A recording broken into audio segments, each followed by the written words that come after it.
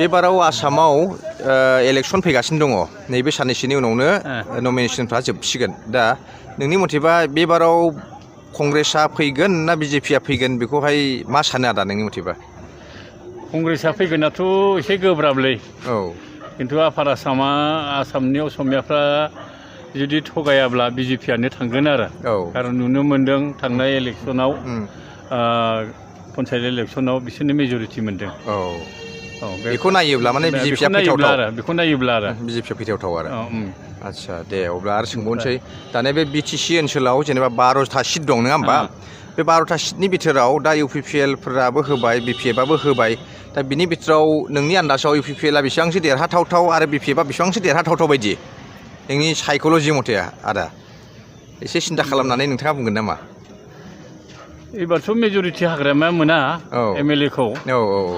दाख्लै सेंग्राफोर मोनसे साइक'लजिखौ मा खालामदों 12टानि बिथोराव जों 8टा मोननो हागौ होननानै बुंदों आरो सेंग्राफ्रा खिन्थु इसांहालागै थांनाय नङा नामा आच्छा बेबायदि आन्दाज खालामदों आरो आदा नोङो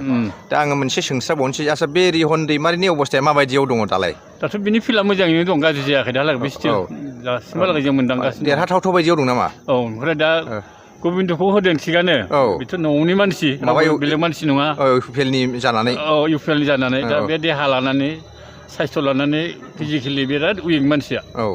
दा बे माब्रै रायजोनि खामानि मावगोन दा केन्डिडेटखौ नुनानै मानसिफ्रा खायसे नार्भास जागोन आरो बिनि फिजिकेलखौ नुनानै बेलेग केन्डिडेट होबा हामगौमोन नामा बेलेग केन्डिडेट होबा हामगौमोन दा मानसिया एसे बोरायथारबाय नामा बिथाङालाय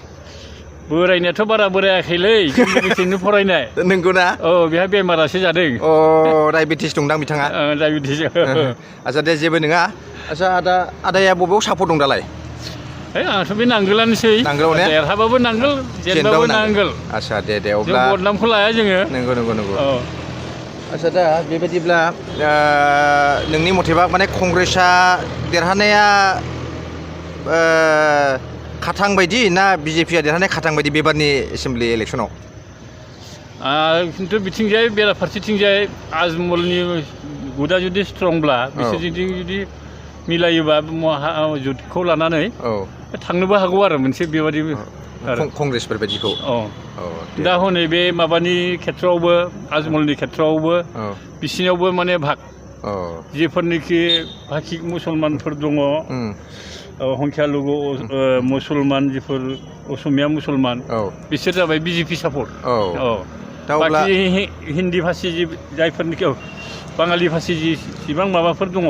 मुसलमानफोर दं बिसोरसो माबा आजमल आच्छा दे अब्ला साबायखर थाबाय आदा जे